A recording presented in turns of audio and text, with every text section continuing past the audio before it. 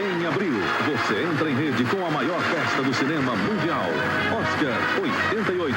Um show de talento, beleza, emoção. Oscar 88.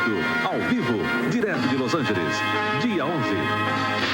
Sua tela vai se iluminar. Olá, bem-vindos ao Naftaluf, edição especial do Oscar 2021. Isso mesmo, minha gente, estamos aí às vésperas da 93ª edição do Oscar, que ocorre agora, né, no próximo dia 25 de abril. Então, em homenagem a essa data tão icônica, a esse momento tão especial, anual, resolvi fazer um Naftaluf especial sobre o Oscar. E com o agravante de que esse ano o Oscar tem uma característica inédita, né? Que está acontecendo devido à pandemia do coronavírus, que é o fato do Oscar, pela primeira vez, né, não acontecer da maneira que sempre aconteceu, né, com aquela aglomeração de astros e estrelas, né. Então o Oscar vai ser transmitido sim, só que de uma maneira completamente diferente, alternativa, todo fatiado, né, transmitido de vários lugares simultaneamente. Bom, mas como aqui é o Naftaluf e a gente fala sempre do passado, então a gente não vai falar desse Oscar 2021 que vai acontecer agora. Em vez disso, vamos fazer uma rápida retrospectiva de grandes momentos interessantes e relevantes do Oscar e refletir um pouco sobre essa premiação tão icônica, né, pelo menos nos últimos anos, que foi se tornando a cada ano mais importante para tantas pessoas ao redor do mundo, né? Vale lembrar que antigamente o Oscar não era um prêmio tão importante que tanta gente dava bola, né? Essa supremacia do Oscar, essa supremacia born do Oscar, ela é mais recente, né? Ela vem basicamente de uns 40, 30 anos pra cá, né? O que antes não era assim, né? Mas, já que agora é assim, vamos falar do Oscar. The 33rd Annual Awards of the Academy of Motion Picture Arts and Sciences.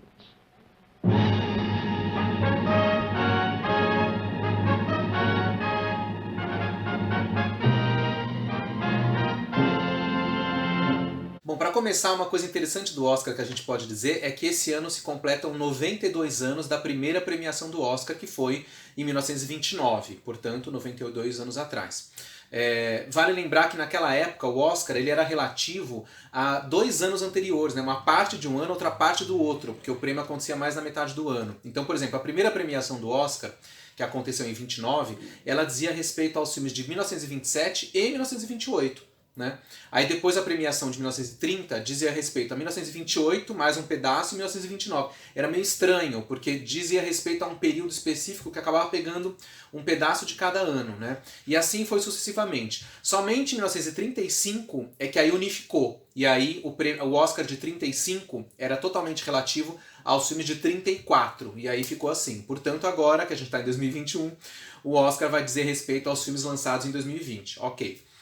Por falar em 35, nesse primeiro ano que o Oscar ficou com essa organização anual um pouco mais bem feita, vamos chamar assim, o grande vencedor em 35 foi o filme Aconteceu Naquela Noite, do Frank Capra, que foi o primeiro filme a ganhar o chamado Big Five, né, com os 5 prêmios principais do Oscar: filme, ator, atriz, direção e roteiro, seja esse roteiro adaptado ou original. Ao longo desses 92 anos de prêmio, apenas 3 filmes conseguiram o Big Five. Além do Aconteceu Naquela Noite, em 35, tivemos depois Um Estranho no Ninho, né, em 76, relativo a 75, com os prêmios de melhor filme, roteiro, direção para o Milos Forman, ator para o Jack Nicholson e atriz para Louise Fletcher, e depois O Silêncio dos Inocentes, em 92, né, filme, direção para o Jonathan Demme, roteiro adaptado, ator Anthony Hopkins e atriz Jodie Foster. Ladies and gentlemen, one of the most exciting words in show business, share.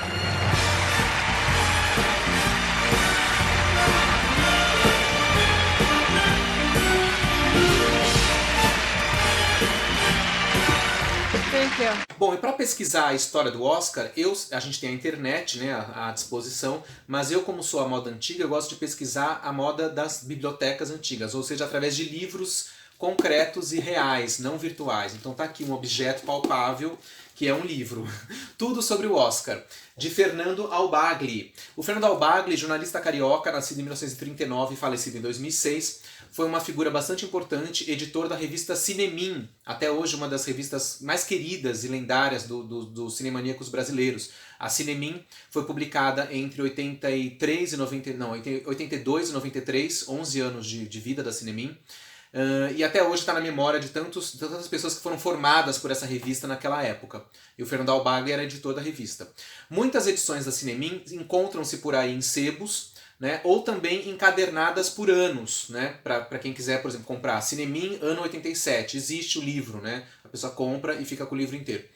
Aliás, essa mesma edição, o Tudo sobre o Oscar, é também um compêndio, né, enciclopédico de coisas que a Cinemin já tinha publicado, né, pedaços de coisas sobre a história do Oscar que a própria revista tinha publicado e que depois foram reunidas nesse livro aqui, que foi lançado em 88. Então essa edição do Tudo sobre o Oscar, ela pega desde a primeira premiação do Oscar, que foi em 1929, como falamos, em relação aos filmes de 27 e 28, e vai até 88, a premiação de 88, relativa aos filmes de 87. É a premiação onde o grande vencedor foi O Último Imperador, do diretor italiano Bernardo Bertolucci.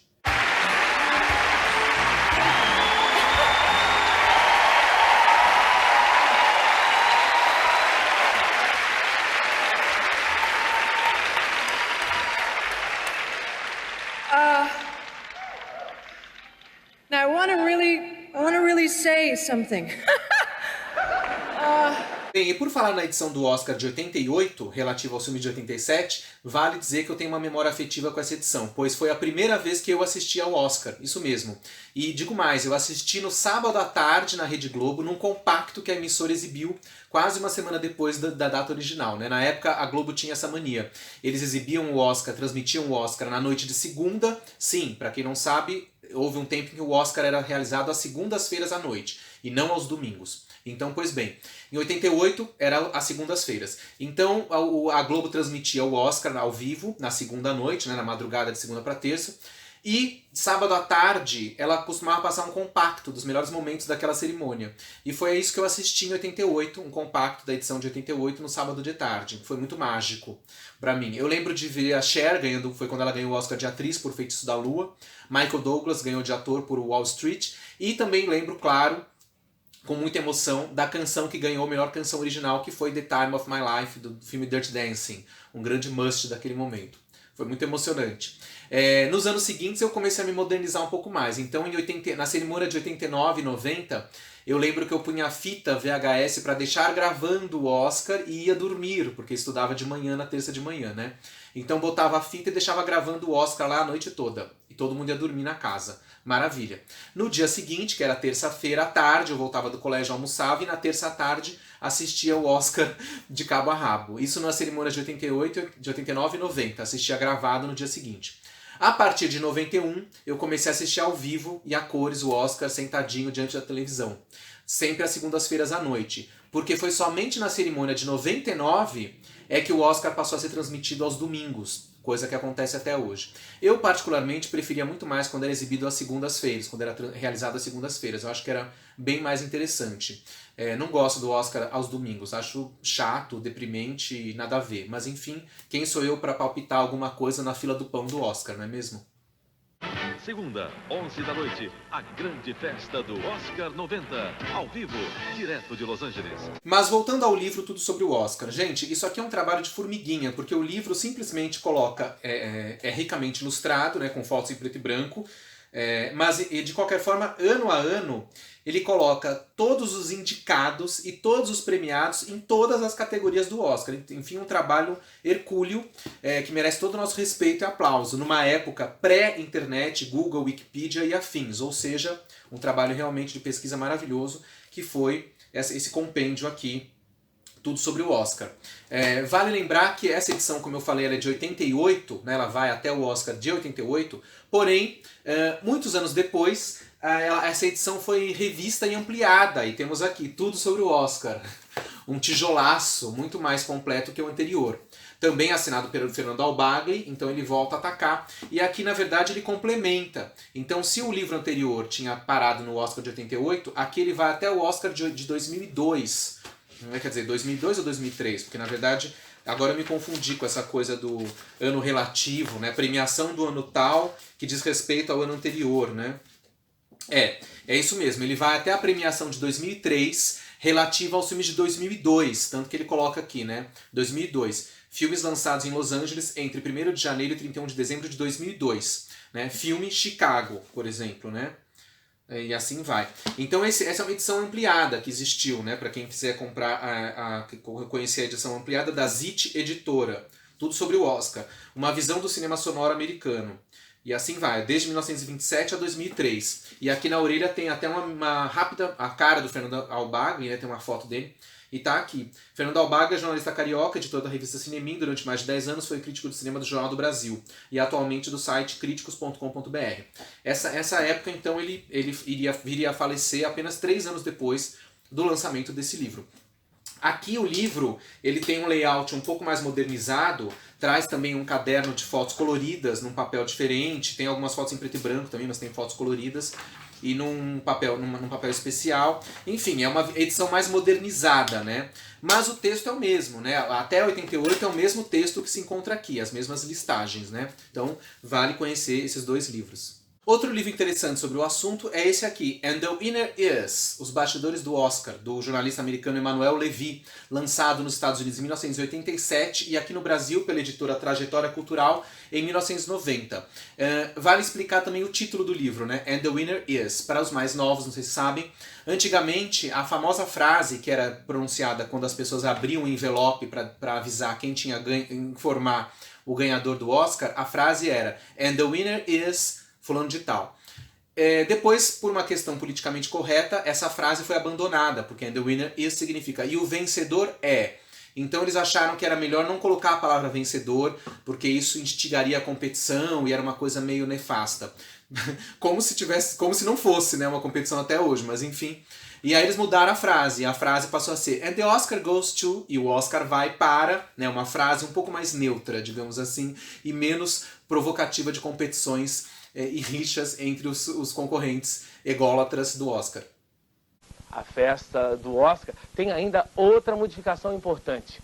Acabou-se a história de se anunciar o vencedor com a frase tradicional The winner is. Deste ano em diante, a frase mudou para The Oscars goes to. Daqui a pouquinho você vai saber para quem o Oscar vai este ano. And the winner is. And the Oscar goes to.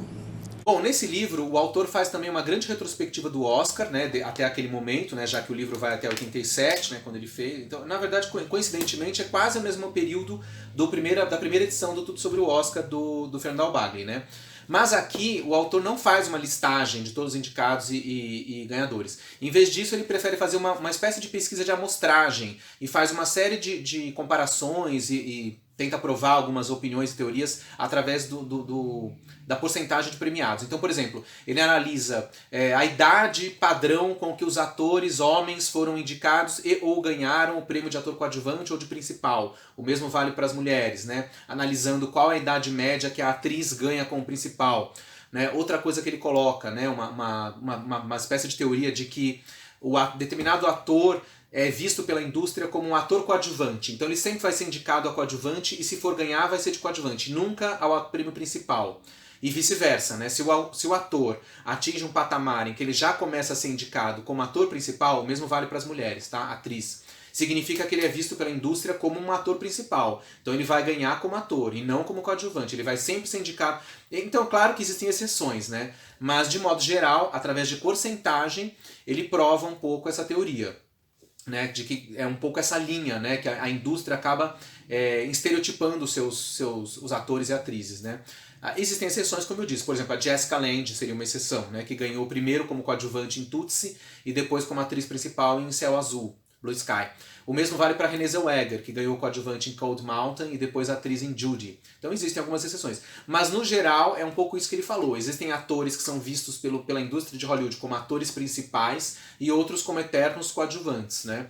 Então essa hierarquia social dos atores ela é interessante da gente analisar. The Oscar goes to Joe Pesci in Goodfellas.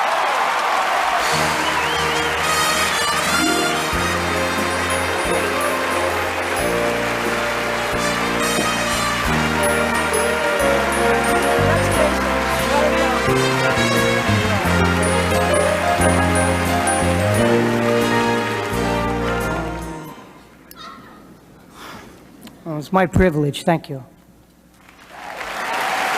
E também eu estou falando tudo isso, dessa questão dos atores, porque nesse livro, o Emmanuel Levy, ele analisa basicamente apenas as categorias de filme e diretor, e as 4 categorias de atuação: ator e atriz, ator coadjuvante e atriz coadjuvante. Todas as análises que ele faz no livro dizem respeito a essas categorias. Ele não fala das outras, fotografia, nada disso. Ele só fala dessas 6, né? As 2 principais, filme e direção, e as 4 de atuação. E aí tem uma coisa interessante também, que ele coloca, que revela, né, que as categorias ator coadjuvante e atriz coadjuvante só passaram a existir a partir de 1936. Até então era só ator e atriz, e nada mais. Agora, apesar da pesquisa desse autor ser muito interessante, aparentemente ele comete alguns deslizes e erros bizarros, né? Como, por exemplo, aqui na página 121 para 122, quando ele coloca aqui que a Judy Garland foi indicada por todos os filmes que fez junto com o marido Vincent Minnelli. E foi premiada, tá escrito aqui, premiada 2 vezes pela Academia, como melhor atriz pelo musical Nasce uma Estrela, de 1954, e como coadjuvante no drama judicial O Julgamento de Nuremberg, de 1961.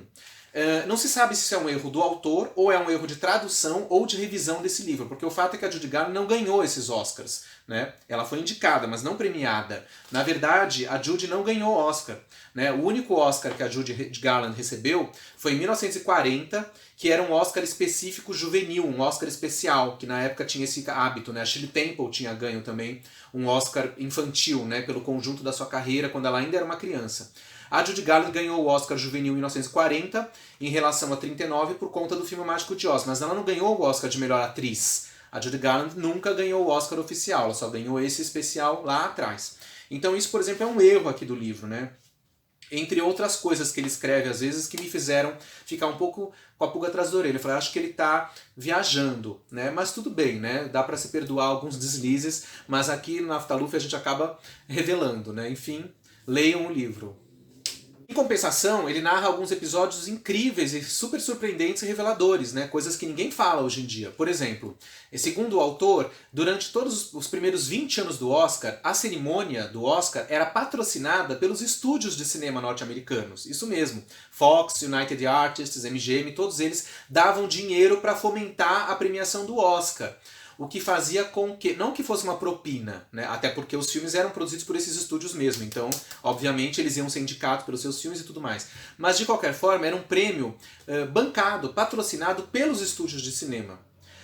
Aí o que aconteceu? Na cerimônia de 1949, relativa aos filmes de 48, pela primeira vez os estúdios norte-americanos resolveram cessar o patrocínio, né? Não lembro exatamente qual o motivo, mas de repente, de uma hora para outra, os estúdios não deram o dinheiro para o Oscar. E o que aconteceu na cerimônia de 49? Os grandes ganhadores foram filmes britânicos, produzidos na Inglaterra, fora do esquema dos estúdios americanos. Não é interessante essa história? Ou seja, foi quase uma coisa de, vocês não pagaram, então a gente vai dar o prêmio para os britânicos. E foi o que aconteceu. Hamlet, um filme britânico, dirigido e protagonizado pelo Laurence Olivier, né, a partir da peça de Shakespeare, foi o grande vencedor daquele Oscar. Assim como Sapatinhos Vermelhos, né, um grande filme britânico, que depois foi revitalizado em Cisne Negro, né, anos depois. Mas de qualquer forma, Sapatinhos Vermelhos também foi premiado naquela premiação. O que significa isso? Os filmes britânicos, então, até aquele momento eram ignorados pelo Oscar? De certa forma, sim. De acordo com o que o próprio autor lista aqui, basta a gente ver as premiações para perceber que é verdade, até aquele momento, os filmes britânicos eram considerados quase como filmes estrangeiros pelos Estados Unidos. Eram, né? Porque eram filmes feitos fora dos Estados Unidos. Só que a partir daquele momento, com a premiação de 49, aí os filmes ingleses passam a ter uma penetração e um mergulho muito maior na indústria norte-americana. É claro, as línguas sempre foram as mesmas, né? Tanto filmes americanos como filmes ingleses falavam a língua inglesa. Até aí tudo bem. Mas mesmo assim, os filmes ingleses até aquele momento não eram muito prestigiados pela academia. A partir dali começam a ser. Então a gente, de 49 para cá, nos últimos 70 anos mais ou menos, a gente vê que muitas vezes filmes britânicos ou ingleses foram amplamente indicados e premiados pelo Oscar. Mas as pessoas quase não falam disso, né? É quase como se a Inglaterra fosse uma parte dos Estados Unidos, o que não é bem verdade, né? Não deixa de ser um filme estrangeiro. Mas aí a gente vai cair na polêmica do que é um filme estrangeiro ou um filme internacional, como eles dizem agora. É um filme falado numa outra língua que não a língua inglesa. Mas então a gente pode pensar que se um filme canadense falado em inglês for indicado, ele não é um filme estrangeiro, internacional, ele é um filme, ele está falando na língua inglesa, né? Então, como é que fica? Agora, se for um filme canadense falado em francês, né, porque existe uma parte do Canadá que fala francês, então aí o filme é estrangeiro, porque ele está falando em francês. Essa questão ela é aberta para muitas polêmicas, né? Por que eu falo nessa polêmica da língua? Porque se o critério for a língua, então o Brasil já ganhou o Oscar de melhor filme estrangeiro. Sim, em 1961, com o filme Orfeu Negro, que é um filme totalmente filmado no Brasil, com atores brasileiros falando em português. Então por que não é brasileiro? Porque o filme era uma coprodução Brasil e França. E dessa forma ele foi tratado como um filme francês. Mágico? Porque fala? Mas todos os violões são mágicos. Eles cantam. E não somente os dos cantores. Meu dono nem é cantor. É um condutor de bonde da grande cidade. Que vai casar-se com uma garota muito bonita. Eu não gosto dela. E que se apaixona por uma pequena do interior. Tão diferente. Isso acontece todo dia. Como todos gostam dele, seus amigos vão todos ajudá-lo. Jovens e velhos, ricos e pobres, grandes e pequenos. Isso vai causar muitas pequenas comédias. E talvez mesmo um grande drama. É uma história de amor muito simples. De todos os tempos e de todos os países. Distribuído por uma distribuidora francesa, que o lançou inclusive no mercado externo. O diretor era francês, que era o Marcel Camus, e por conta disso o filme ganhou o Oscar de melhor filme estrangeiro em 1961, sendo tratado como um filme francês. Então foi mais um Oscar para a prateleira da França, que ganhou vários Oscars de filme estrangeiro, como a gente vai falar daqui a pouco. Ou seja, quando a gente vê as pessoas ensandecidas, os brasileiros todo ano ensandecidos, ai meu Deus, quando é que a gente vai ganhar o Oscar? Ai, ai, ai. Na verdade, trocando em miúdos, já ganhou, né? É que não é falado isso por conta desse pormenor, porque é considerado um filme francês. Mas pra mim, basta assistir Orfeu para saber que não é um filme francês, né? É um filme brasileiro. Ele apenas está sendo distribuído e dirigido por um francês.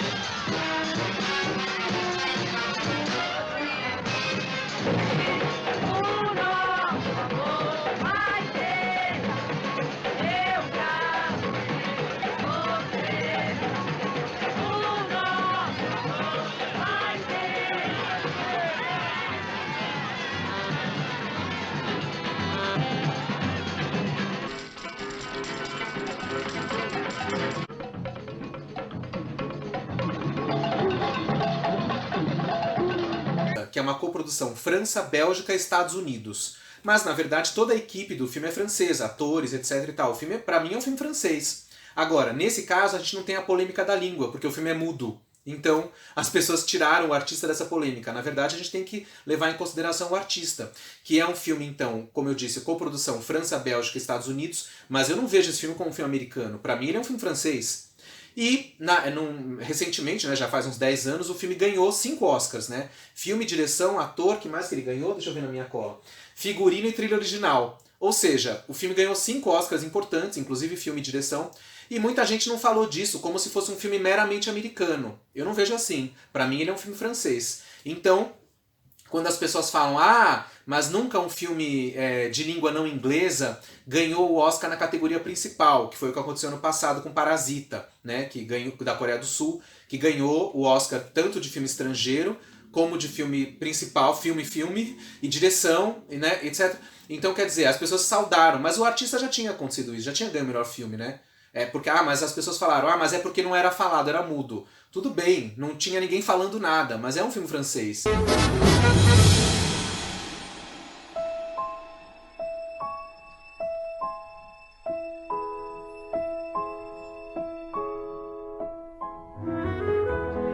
Então, quando a gente entra nessa polêmica do filme estrangeiro, do filme internacional, qual é a chance que um filme estrangeiro ou internacional tem de ganhar prêmios nas categorias principais e não na categoria, digamos assim, a categoria apêndice, que é a do filme estrangeiro ou filme internacional, a gente tem esses exemplos que são bastante interessantes para a nossa discussão. O Orfeu Negro, como eu disse, que eu considero um filme brasileiro, embora tenha ganho o Oscar de filme estrangeiro pela França. O Artista, que eu considero um filme francês, ganhou o prêmio principal e muita gente ignora isso achando que é um filme considerando um filme americano. E o Parasita, que aí sim não dá pra discutir, é um filme da Coreia do Sul, falado na língua deles, e que ganhou melhor filme estrangeiro ou internacional, melhor filme principal, direção e roteiro. Então sim, foi um grande feito, né? Não tô falando isso pra desmerecer o Parasita. Apenas, ele não é o pioneiríssimo. Fernando Montenegro in Central Station. Aí eu não tenho fome, não é? Eu não tenho fome, só você. Não tem comida, não tem mais dinheiro, não tem mais comida. Acabou. Se é isso que você quer saber, acabou. O que a gente vai fazer agora? Sei lá.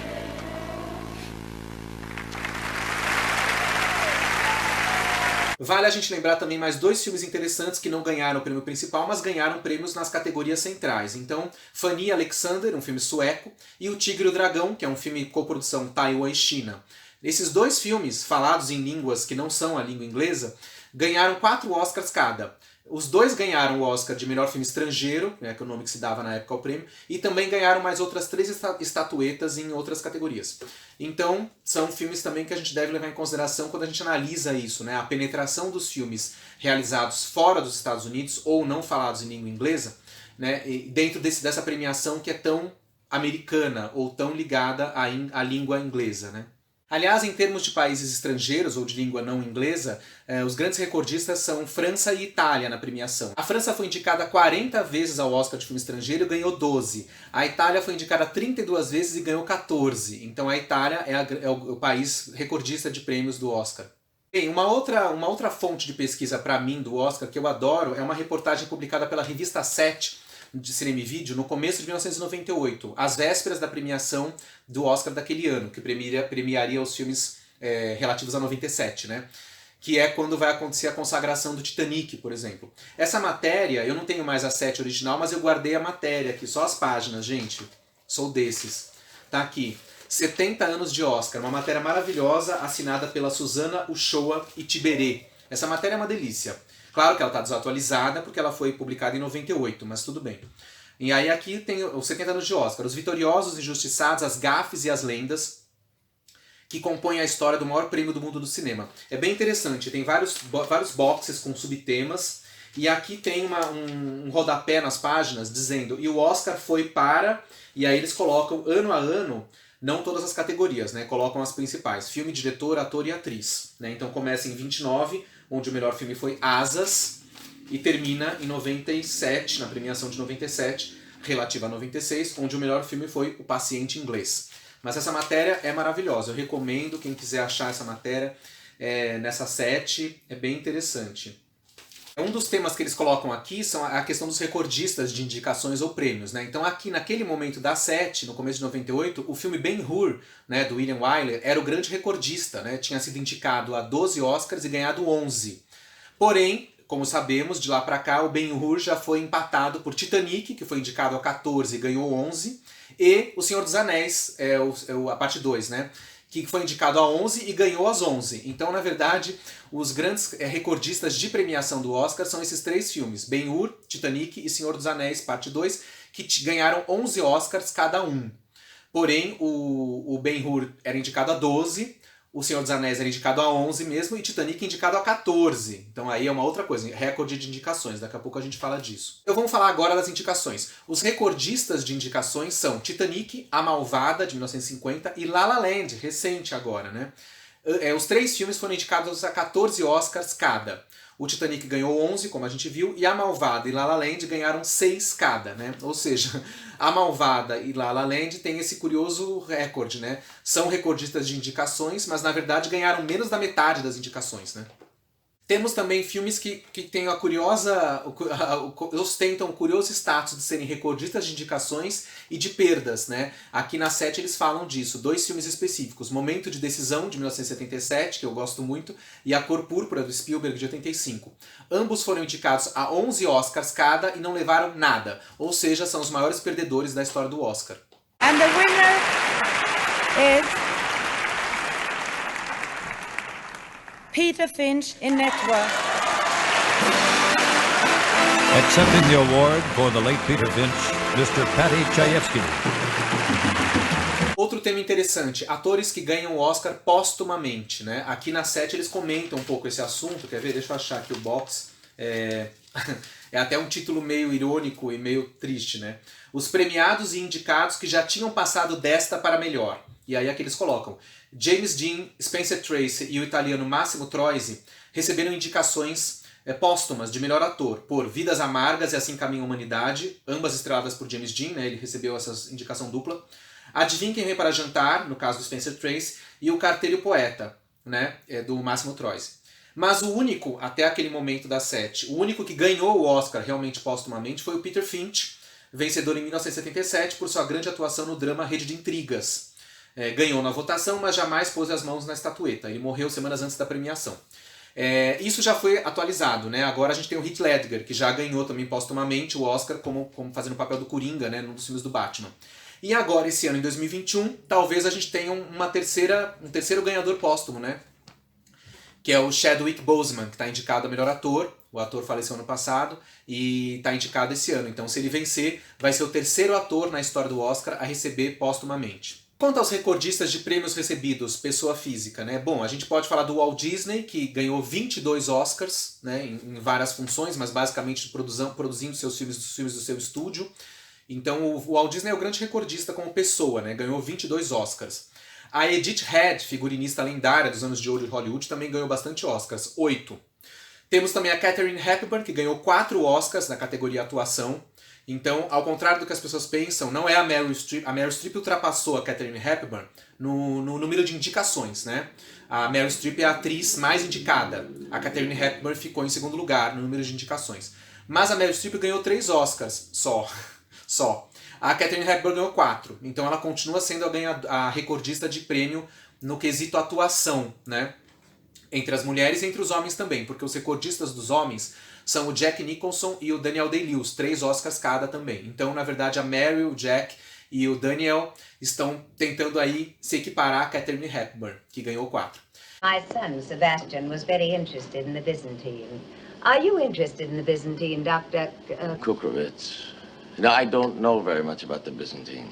Well, it seems that the Emperor of Byzantium, when he received people in audience, had a throne, which during the conversation would rise mysteriously in the air to the consternation of the visitors.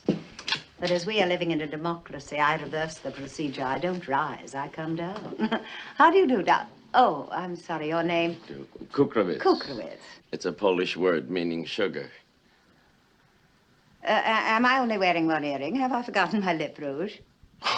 Excuse me. I guess I had been told you were a widow. I am. I'm in mourning. White was my son's favorite color. E na categoria direção, o grande recordista é o John Ford, né, lendário diretor de westerns e grandes filmes também dos anos de ouro de Hollywood, que também recebeu 4 Oscars de direção. Já que a gente está falando das mulheres, vamos também falar delas nesse momento em que o feminismo no Oscar está cada vez maior e tem que ser assim, né? Felizmente. Então a gente pode dizer, por exemplo, que o Oscar sempre foi muito machista, como aliás é machista por si só a indústria do cinema, não só nos Estados Unidos como no Brasil também, né? Felizmente isso está mudando, mas ainda falta muito, né? Mas de qualquer forma, a primeira mulher a receber o Oscar de melhor filme foi a Julia Phillips, já falecida, né? Que foi produtora do filme Golpe de Mestre, que ganhou o prêmio do Oscar de melhor filme em 1974, né? Relativo a 73. You can imagine what a trip this is for a Jewish girl from Great Neck. Tonight I get to win an Academy Award and meet Elizabeth Taylor all in the same moment. Thank you so much.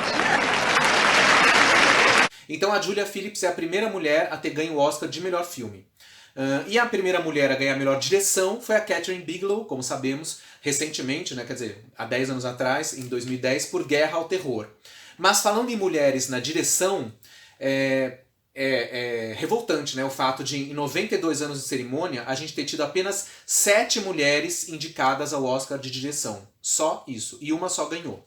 Mas então quem são essas mulheres? Vamos lembrar delas? Pois é, a primeira mulher a ser indicada ao Oscar de direção foi a italiana Lina Wertmüller, que foi indicada em 1977 pelo filme Pasqualino Sete Belezas. Por sinal, um filme italiano, né, falado em italiano.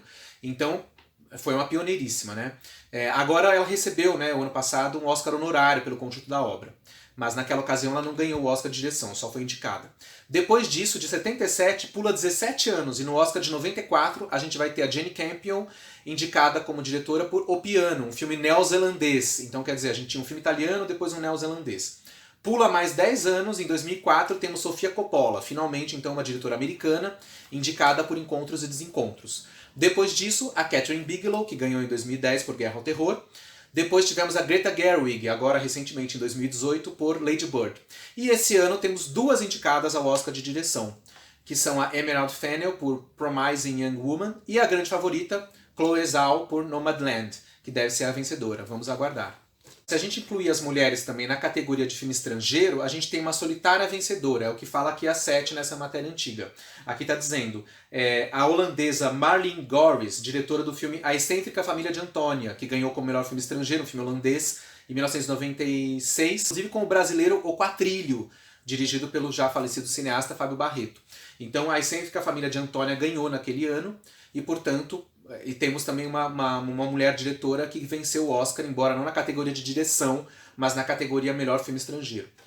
Like I said, things are a little different. The host is wearing a dress. Yes. Yes. Yeah.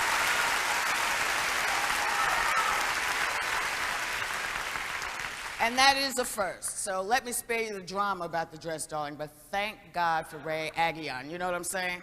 Hollywood é racista? Essa é a pergunta perigosa que a 7 coloca aqui num dos boxes, ilustrado pela Whoopi Goldberg e pela Hattie McDaniel.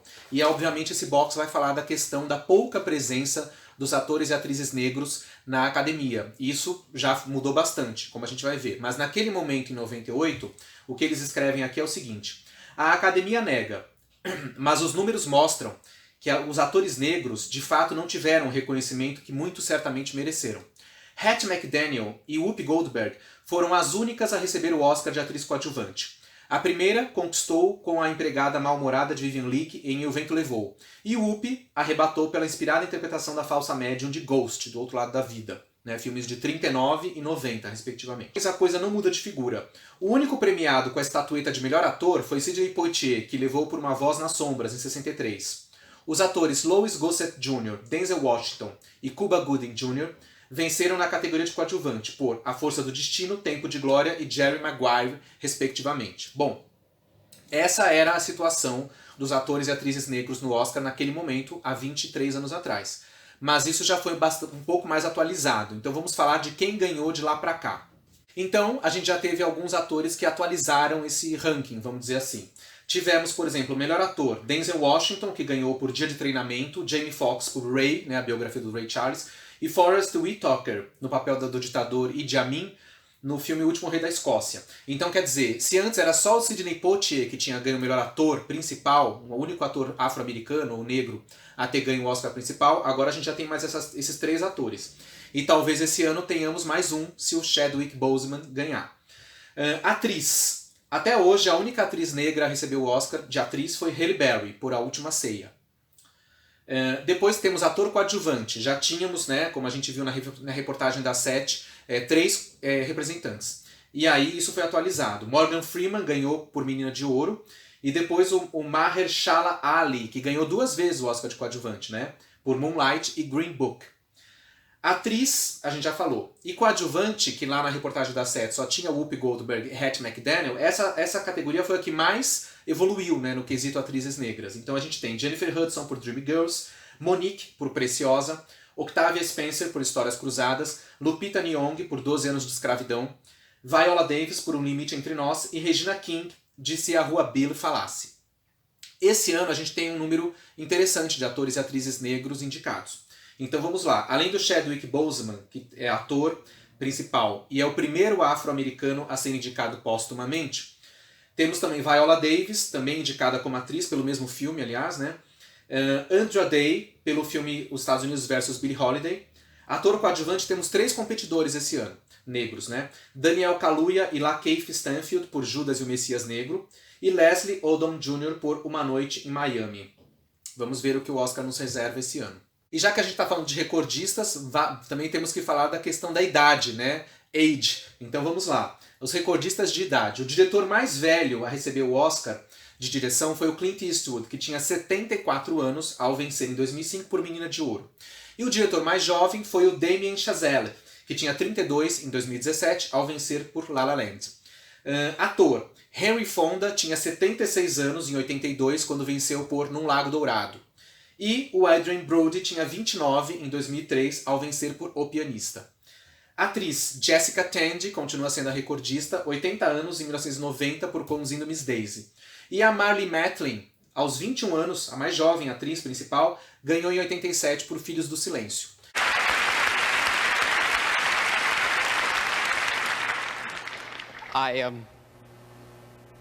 I just want to thank a lot of people.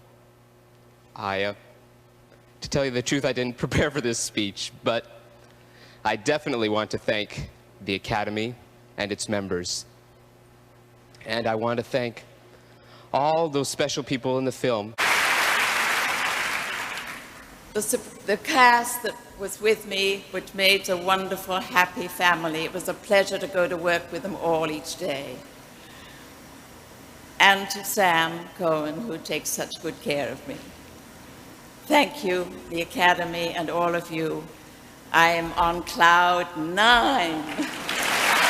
Na categoria ator coadjuvante temos o Christopher Plummer, que acabou de falecer no começo desse ano, que tinha 82 em 2012 quando ganhou por Toda a Forma de Amor. E o mais jovem foi o Timothy Hutton, que tinha 20 anos em 81 por Gente Como a Gente. Thank you all very much. This is the first award, and I'm very nervous about what to say here. I'd like to thank everybody involved with Ordinary People. The cast, Mary, thank you. Judd, thank you. Donald, thank you. Liz McGovern, thank you. And I'd like to thank Judith Guest. And I'd like to thank Alvin Sargent and Jeff Canoe. But most of all, I'd really like to thank our wonderful director, Robert Redford.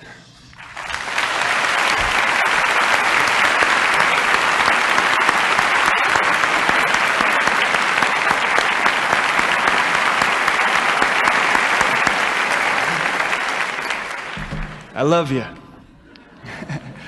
And finally, I'd like to thank my father. I wish he was here.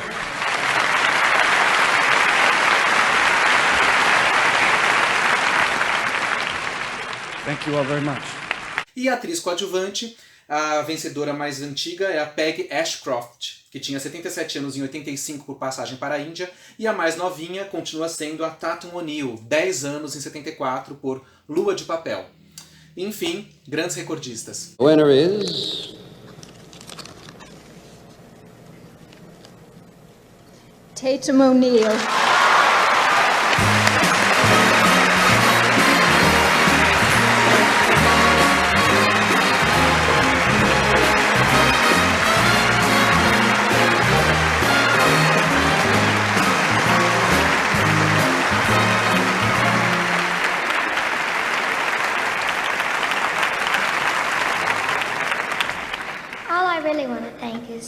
My director, Peter Bogdanovich, and my father. Thank you. Bom, gente, então é isso, né? Na verdade, esse é só um resumão de alguns momentos importantes do Oscar. Vale a pena assistir. No fim das contas, querendo ou não, acaba sendo uma festa inevitável, uma premiação que não dá pra fugir. Todo ano a gente tem essa magia de querer assistir o Oscar, mesmo desse jeito, desse ano que vai ser essa coisa bizarra, né? And someone, quite likely,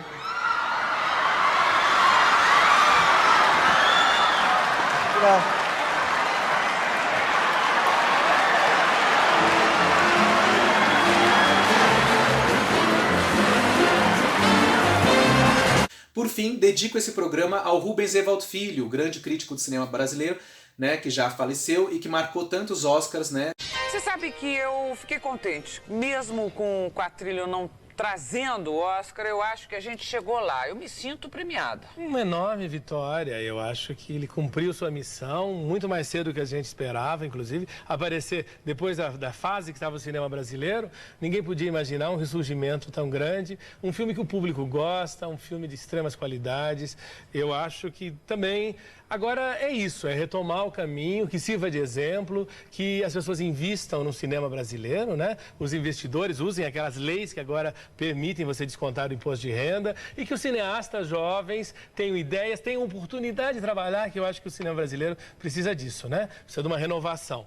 No mais, os outros resultados? Olha, uma coisa que eu acho interessante... Você acertou tudo, hein? Por enquanto tudo, gente, né? Não estou puxando para o time, mas ele acertou tudo. Então dedico esse programa à memória de Rubens Evaldo Filho, que marcou tantas gerações em tantas transmissões do Oscar nos anos 80, 90 e 2000.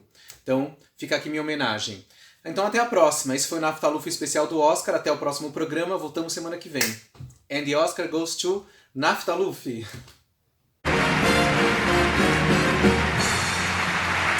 We hope you had a good time. Good night, everybody. God bless you.